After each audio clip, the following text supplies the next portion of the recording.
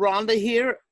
We have Bob GRISWALD from Ready Made Resources going to do a follow-up on a few different areas. And Bob, take it away.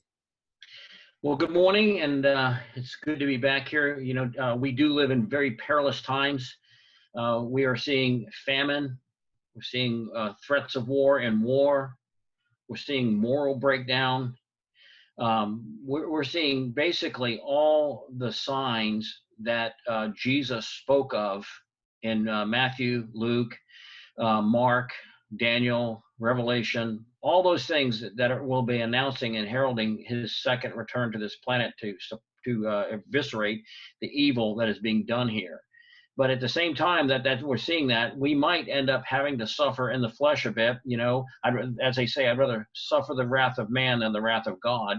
So as we start every program, I like to remind people that physical preparation is extremely important, in my opinion. I mean, Noah wasn't looking for driftwood when the flood came. He had a plan. He'd already made preparations for it. God had warned him ahead of time of the coming judgment, and he made provisions. Lot was warned ahead of time of the coming judgment. He fled Sodom. Joseph was warned ahead of time. He had a massive logistics problem on his hand. He prepared silos and immense grain storages that he did. And interesting, the story of Joseph, if you read the scripture, because of what Joseph did, he had basically indebted the nation of Israel to the Pharaoh. So at the end, people had to give up everything they had just to get food. There's a very, very powerful lesson to be learned in that. You know, you do not want to be in that position of having to trade stuff that you do not want to trade for food, which push comes to shove, you will do. So with that said, you know, we have so many vendors out there today, myself included, that are offering long-term storage food.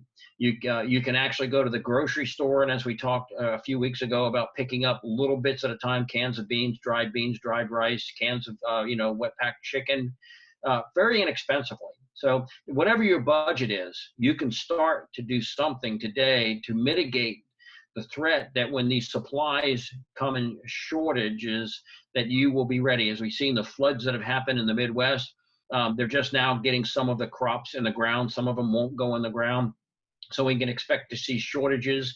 And as I think we move towards God's judgment more and more in this land, we're going to see a greater, thing of shortages. Just go in the grocery store and look, how many of one product do they have? Is there more spacing in between the products? Kind of like, are they spreading it out to make it look like there's not shortages? Those are things you need to be looking for. Those are the canary in the mine type indicators that things aren't going as they are. As we've seen, we see food inflation happening, not so much in the price, even though the price is going up on some things, but a gallon of ice cream or half a gallon of ice cream isn't a half a gallon anymore. A quart's not a quart. They've reduced it 3 or 4 ounces so that it's hidden inflation. And the key is to get ready now. I think we have ample example in the scripture to get ready. There's 3 things, Rhonda, that hold a society together, and all of them are based on conscience. And first of all, we have the individual conscience. That means I know what is right and wrong. I know to do the right thing because my conscience dictates to me I shouldn't go over and kill my neighbor so I can take his stuff. But we are seeing in this nation actually an absolute complete breakdown of our national conscience. People who even know that it's wrong are afraid to say so for being called a hater or a Nazi or whatever. So the national conscience of allowing parents gender reassigning their newborns. Just the perversion we see flooding this nation, the national breakdown of all morals and ideals that have been historically held that the scripture teaches, and that nations that succeed practice and nations that don't practice those morals fail. So we see that complete breakdown in the conscience of the individual in this nation. That doesn't mean everyone's conscience is broken down, but the national conscience has broken down in individuals to the point where we cannot say what is right without fear of incurring wrath or persecution. That's going to increase. As I spoke the last time, we have that parabolic arch. It takes a lot of energy to get up to the top, and that's going up that arch of moral breakdown. But when we get to the top, you're at that neutral point. We've all been on a roller coaster and experienced it. You're at the top. You haven't started going down yet, but you're not going up anymore. You're just kind of teetering between the two. That's why I think we are as a nation. And then all of a sudden, you know, the gravity pulls us down extremely fast. And as on a roller coaster, there's usually a turn, a bend, or not something else. This roller coaster that the United States is on, there's ground at the bottom. We hit ground, and that's historic. That's not me prophesying something new or different. That is historic. What has happened to nations? They dissolve, they break down, civil war, lack, famine, disease, all the things that happen as the nation starts breaking apart, committing fratricide, we see happening. I mean, today, you know, you watch the Democratic National Convention. As they pointed out, there wasn't one American flag shown. There are people that were advocating ideas that are absolutely unconstitutional. They're illegal, and they don't even care. They used to have to promote those ideas going up the parabolic curve gently and secretly. Today, they just get in there and pontificate openly about the destruction of the Constitution, the evils of our nation, everything. And so we see we're at last stage of empire. And that brings us to the fact, as we see that and we see the moral breakdown, the perversion, God's judgment is assured. Get ready. Roller coaster's about ready to go downhill. But so we see this individual breaking down of conscience. The second tie that holds up civilization together, and most importantly, is the family. Well, we don't need to know what's happening there. You know, man, woman for a lifetime is soul, as they say, old century, last century. You know, that was God's plan. That wasn't some, you know, idea of man. God intended a man and a woman to live together, raise children, and during their natural lifetime, till death do us part. Now, this isn't an indictment on anybody's had a divorce, but as we see nationally, not only has the nuclear family, man, woman, broke down, but we see the introduction of anything goes as a family today. This was what brought down Rome. You know, divorce was almost unheard of in Rome until it reached that point at the top of the roller coaster where it just became commonplace. Mistresses were common, sexual perversion was common. All you have to do is read the history of Caligula or Nero or whatever, and you can just see just absolute perversion, disgusting perversion broke out. You know, we just see these different celebrations we're having of just perversion in this nation. So we see the family has broken down. Those are two of the three things that have held society together. And it says a three-cord braid is not easily broken. That's what the Bible teaches. So two of those braids have broken. So let's look at the third one. The third one is righteous civil government. If you read the scripture, the Bible says that good government is there to reward the good and punish the wicked. Well, today we see that turned on its head. They punish the good and reward the wicked. We see people who have committed high crimes and misdemeanors in our government: Hillary Clinton, Lynch, Holder, you name them, Clapper, all of them that have committed treasonous acts against our country. And what's happening to them? Nothing. But at the same time, people that speak out are being, you know, deplatformed, persecuted. They're being, you know, called a hater, a Nazi. We see some actually physically persecuted. The left is not has shown over and over again that they're very willing to use violence against people. So this is where we're at as a nation. And again, I'm not a prophet, but I would say I would maybe act as a little bit of a watchman here, blow the trumpet, because I've read history. And I see what happens in history to nations that do what we do. It's pretty clear cut. All you have to do is read it. A nation gives in to doctrines of demons, and it's just as Nazi Germany did, just as fascist Italy did. They suffered the consequences of those decisions. Well, today the world is giving in to doctrines of demons. Just absolute perversion. In fact, we actually see these now manifestations that the government's releasing of all these strange things that the Navy's been tracking that move at hypersonic speed, make right angle turns, actual videos of Navy radar filming the things. So we see an incursion as the church was supposed to be there to be the gates that held this perversion, this demonic influence back from society. The church now has gone full blown into this perversion. In fact, some very well-known Christian minister and his wife just attended a LGBTQ whatever it is pride event where they were reenacting Sodom. And, you know, if I mention the name, everybody would know him, but you can go online and figure it out. So this is why we do what we do. This is why, Rhonda, I come on this program. You know, obviously selling stuff is a secondary thing. It does keep us in business. It's the way the Lord has used, I guess, to provide for my family. But the first thing is to warn people. I don't care where you get your provisions, friends. I don't care. I think we offer a good service, but get them. Because if you don't become dull to the fact that God is just and that his justice will not sleep forever. I mean, we're you know, killing babies, selling their baby parts, selling human beings. Sex trafficking in this nation is reaching pandemic levels, even in the most remote parts of the nation that you would think would be free from it. I was just watching a video the other day on the sex trafficking in Nebraska. I mean, my gosh, Nebraska of all parts, and not the capital city, but even the smaller cities, because you don't have to go down to some, you know, seedy little joint and do it today. It's all done on your cell phone and online, and these people are trafficked, and you can own people. So we are seeing late stage empire disease. We don't want to protect our borders. We don't protect our culture. We don't protect our heritage. We send kids to school where they're taught Marxism and dogma and all kinds of things that I saw the other day. A teacher told a girl that there's no such thing as boys and girls. It could be hundreds of different genders. So we're at that late stage. So as we see these breakdowns, what do? We see God's judgment manifesting itself more and more. We're going to see it with our food supply. We're going to see famine.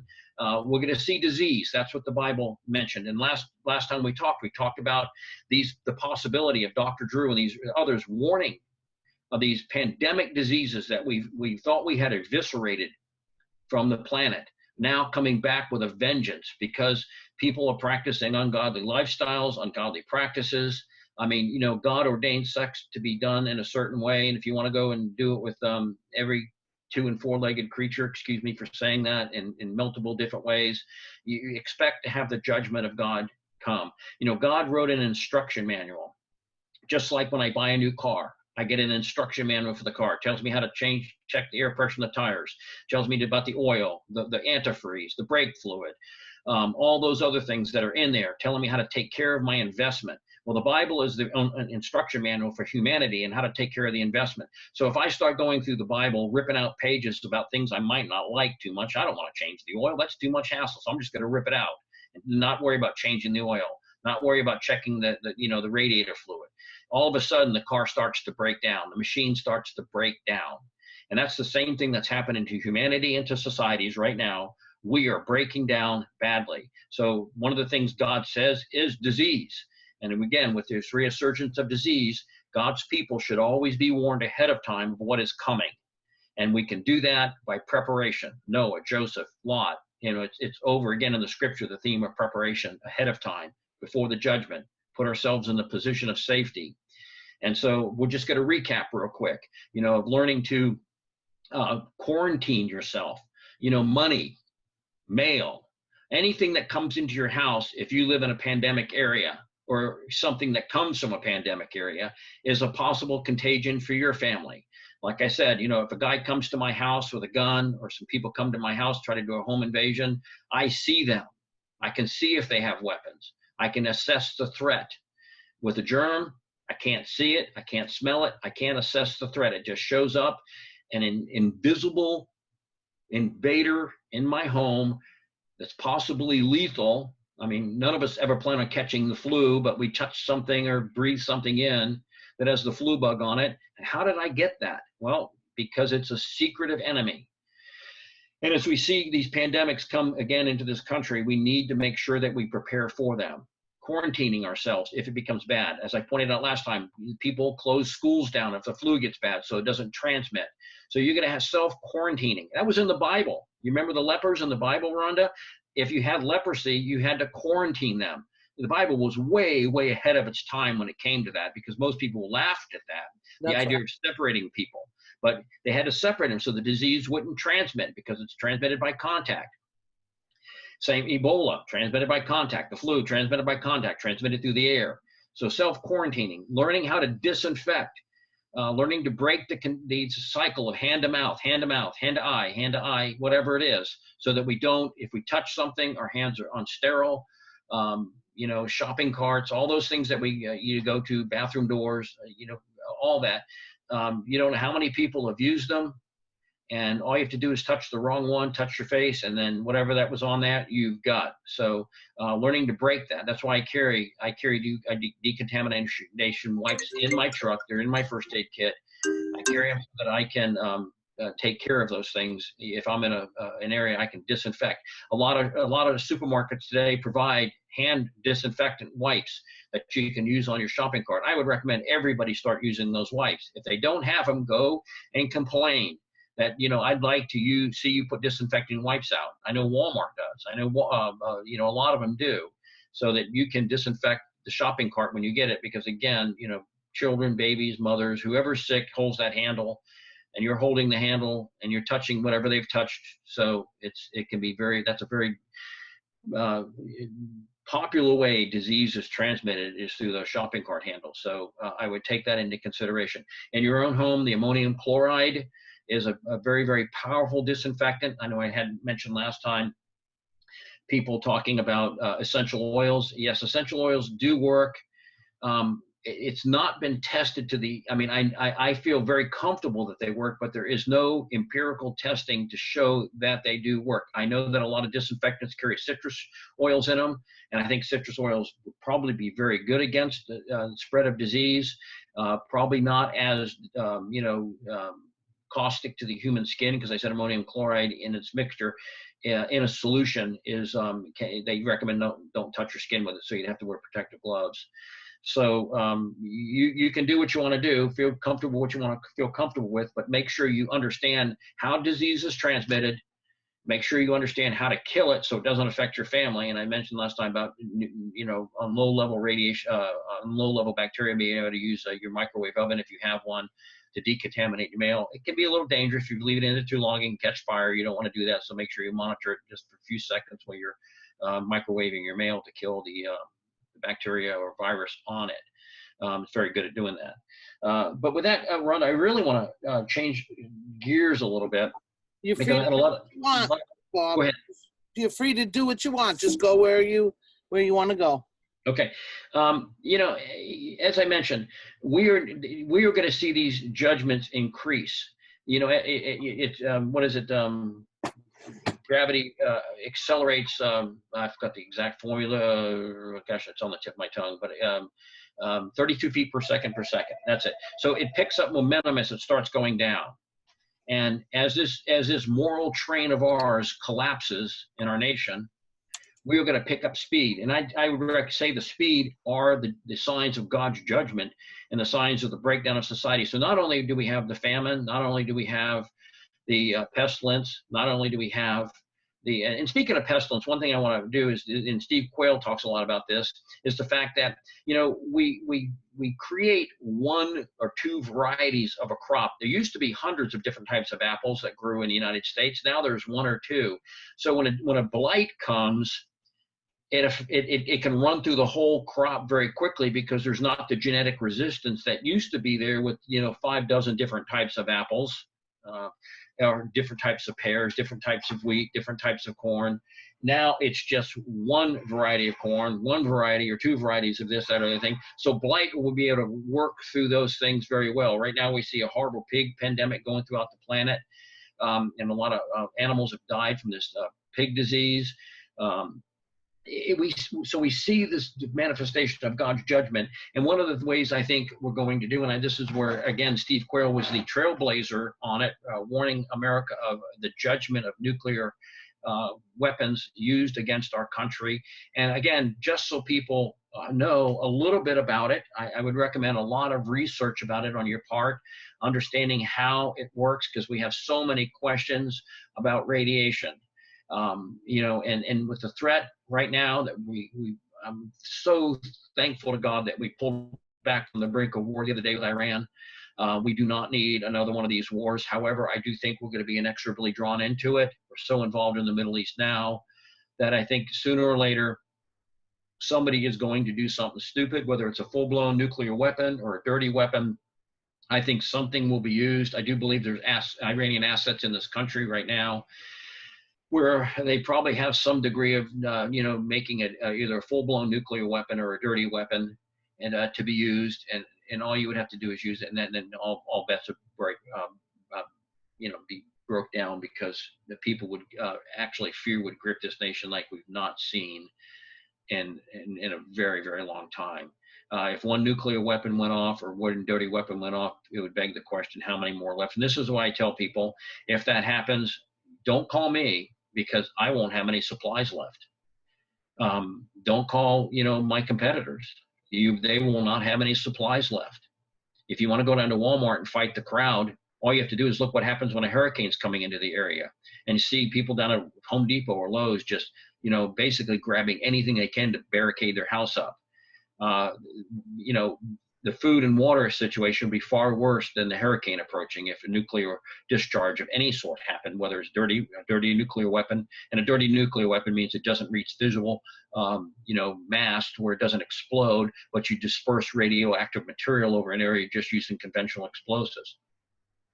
And if that's the case, you absolutely have to have the ability to detect radiation. I would not for any means trust any government reporting on it, because you know what they're going to do. They've done the same thing after Fukushima. Rhonda, do you remember how they all of a sudden one day said, whoa, 1 was okay yesterday, but 5 is good today? Right, but they keep raising the level that's safe for us to have in our body.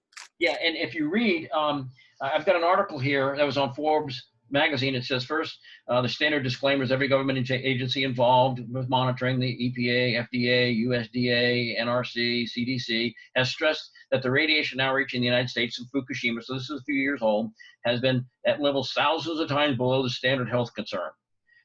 When it found iodine 131 in the drinking water in Boise and Washington, it declared an infant would have to drink almost 7,000 liters of this. Well, that's what they say. But then the article goes on further to say, but not everyone accepts the government reassurances. Notably, Physicians for Social Responsibility has insisted there is no safe level of exposure to radionuclides, regardless of the fact how much we encounter them naturally. There is no safe level of nuclear radiotide exposure from food, water, or other sources, period, said Jeff Patterson, immediate past president of Physicians for Social Responsibility. Exposure to radionuclides such as iodine 131, 130, and cesium-137 increase the incidence of cancer.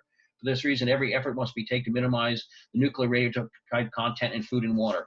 Well, what I tell people, milk is a bellwether. Because of the calcium in milk, it absorbs radiation.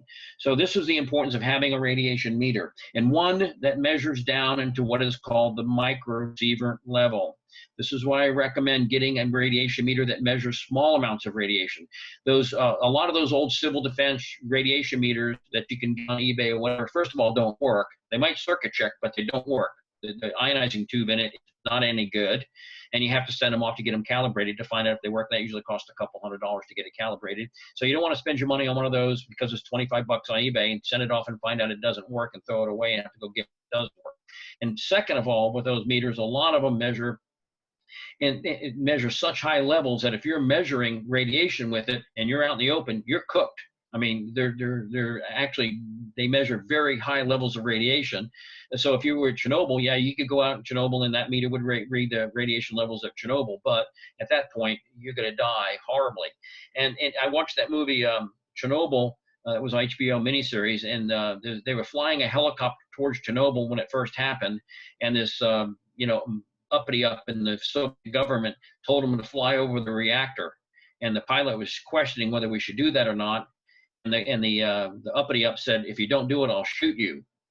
Whereas the scientist said, if you do it, you'll be begging for that bullet tomorrow. Meaning that the radiation they would receive would be a horrible, horrible death. And, even when you're dying from radiation like that, you can't give people pain medication because the vascular system is completely broken down. So there's nothing you can do to alleviate the pain and suffering of a person who's experienced that kind of radiation. They just die a very horrible death. And like I said, you'd think, why don't they give them opium or, something like that? Well, the vascular system doesn't work anymore. So that it doesn't go to where it needs to do to dull the pain of dying from that. And that's why the scientist said you'll be begging for that bullet tomorrow. This is why we need to know. Missouri is one of my favorite ones. We do sell them. You can get them online. I don't want to sound like it's a promotion, but it, you know, in a way, what it does is it measures down into what's called the microsievert level up to dangerous radiation. If you get a meter like that, which I have when I carry it with me everywhere, my background radiation, and I've talked about baselines before, I know my background radiation is about 0.1 microsievert, 10.10 microsievert, excuse me. And so I know that's baseline. So I know that from day to day, that is the standard radiation that just comes from the sun and just being around planet Earth. It's going to happen. There's some baseline radiation.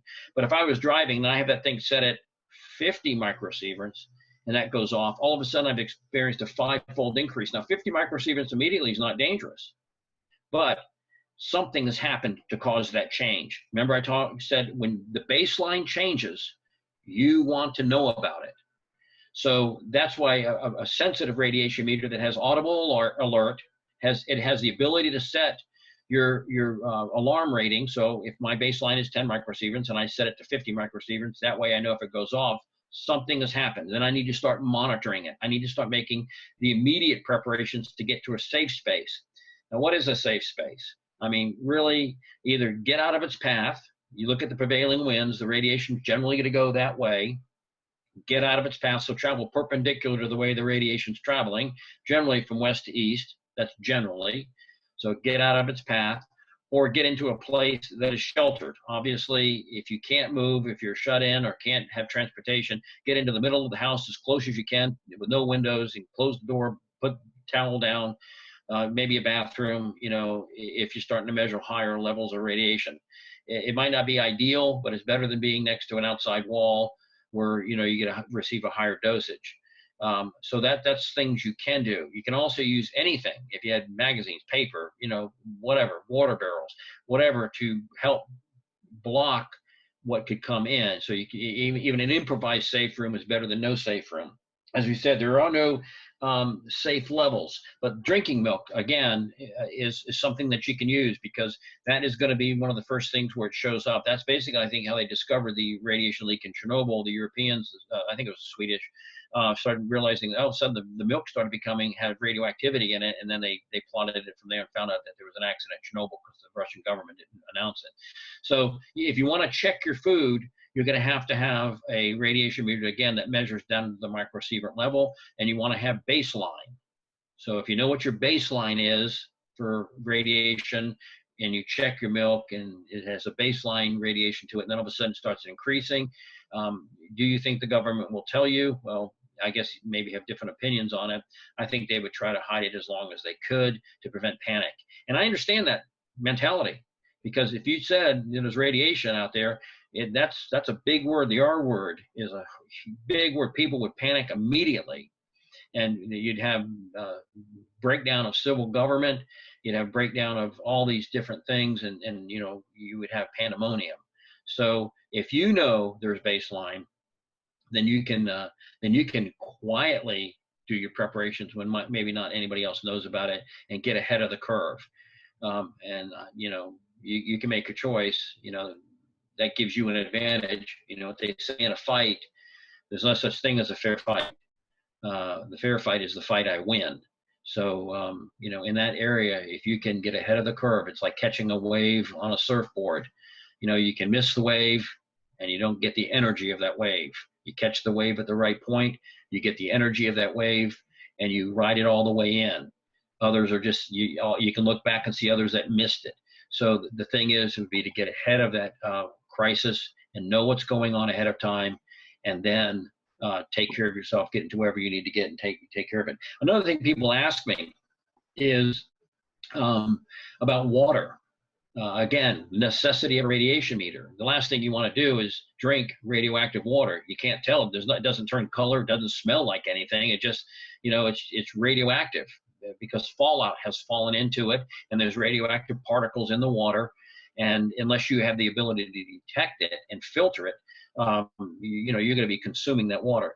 Ideally, I think the government says, you know, reverse osmosis, you know, ionization of water. That's the best way. Now, people ask me all the time about Berkey, and I have the report that Berkey actually has here. And although not everything, it filters out quite a bit of radiation. So again, even if I was using the Berkey and filtering out radiation, might want to filter it once or twice.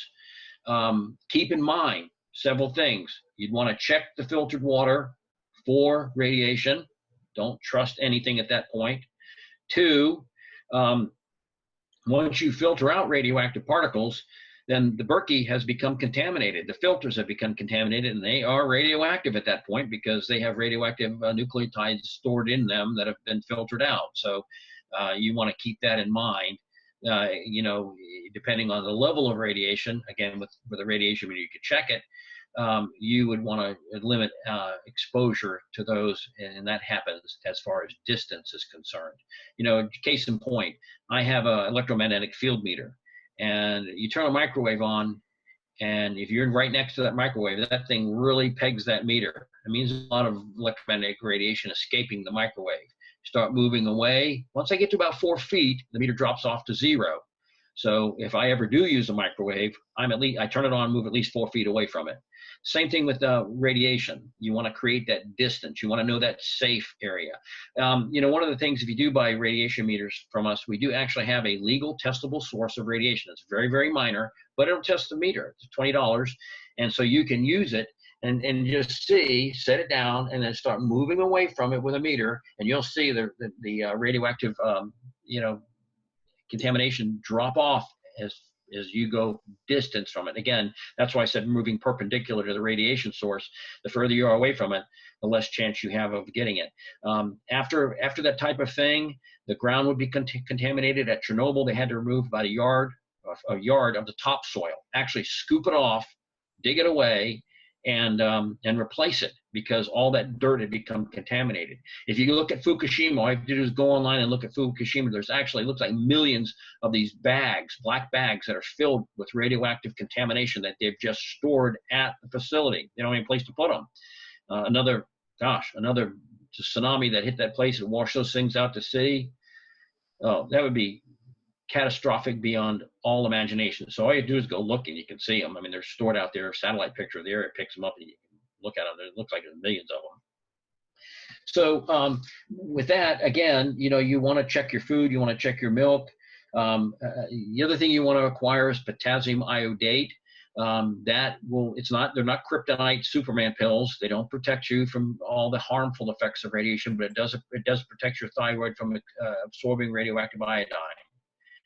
That's one thing, particularly in young children, that can create a lot of health problems as we get older, not as many, but potassium iodate's really cheap, and the government might not have enough to pass around, or if they did pass it around, that means they've admitted that there's an accident, and people would, again, you panic. And so having potassium iodate ahead of time is critically important. So here we are. You know, you can be one of the people who had to buy food off Joseph, and in the long term, because those individuals didn't prepare. I imagine there were some people in Egypt that started seeing Joseph prepare, they probably thought, maybe I should do some preparations myself. Maybe I should store some food away myself and just not rely on the government. Because I would wager to say that if you take, in a crisis, government supplies, it is going to come with a price. If you store them right now yourself, you've paid for them. There's no other price you pay except for protecting them. So plan accordingly. I think as America rides this depravity train till we hit ground, we're going to see more and more of these types of catastrophes hit our country. You know, again, stressing communication. If the alt news media started reporting these issues, the truth of them, and the government didn't like it, the first thing they do is probably shut it down. You know, they're having a shortwave radio that picks up frequencies from around the planet, and listen. You can listen to people in the United States, people all over the planet talking. You would hear more likely the truth there than you would anywhere else. All you have to do is go online and type in shortwave radio program schedule, and it'll pick up schedules, frequencies, times, who's on, what they're talking about. It's all over the globe. People use shortwave radio. Again, with the ham radio, the ability to communicate with your friends, neighbors, or whatever, so that if your cell phone did not work, and again, it could be that the tower was destroyed. We've just seen recently, you know, the Venezuelan power was turned off. I think that was hacking by some nefarious people. A lot of South America lost power. We admitted we're trying to hack the Russian grid. So, I mean, those things, electricity, we take so much for granted. It's so convenient, could be turned off at a moment's notice through cyber hacking. If you have the ability to communicate at that point with friends, neighbors that have also prepared like-minded in a like-minded manner, you're going to be able to network and communicate and to help each other. You know, if you're all alone, you're all alone. I choose not to have that path if I can all avoid it. So with that, I'm going to finish. I'm just going to say, you know, if people have questions on it, I'm not the greatest expert. I do know some things. I've been at some seminars and schooling on, and I'd be glad to answer questions to the best of my ability. But again, you know, detection, if you can detect it, it doesn't matter what anybody else is saying. You don't have to be an expert. If you're detecting it, you know something's not right. So the ability to detect, and the ability then, if you've detected it, to make plans to protect your family. Because as they said in the movie Chernobyl, tomorrow you'll be begging for the bullet. You know, you don't want to have that happen to you or your children or whatever else. So, you know, as I tell people frequently, God always warns ahead of time before his judgments come to pass. We have the record of scripture. We have the record of history. I defy anybody to go and find a nation that is doing what we're doing that ends up being successful for long. With that, I'd say if you look at the homosexual movement in the United States, it basically took from the 1970s to around 2010, 2014 before it was fully accepted in this nation legally. How long, if you're going up the parabolic curve, I predict 4 or 5 years for the next one, the pushing is pedophilia. And then a couple of years after that, we'll have, you know, multiple marriage, bestiality, and cannibalism and whatever. I mean, it'll just, the depravity that knows no bottom. So it will continue until it hits the ground. People of good conscience, Christian people who hear God's voice, pray about what I have said, make your own judgment, act according to the way God directs you, your family, and then, you know, be prepared to ride out this storm, because the storm is coming. It's coming, and it's coming full blown. It's a level 5 category hurricane heading right for us. And it's a moral hurricane, and it's going to destroy our nation. I can't say it any more blunt than that. God will always provide an ark for those who listen and prepare. Spiritually first, get your heart right with God. Secondly, prepare according to how he tells you to with physical provisions.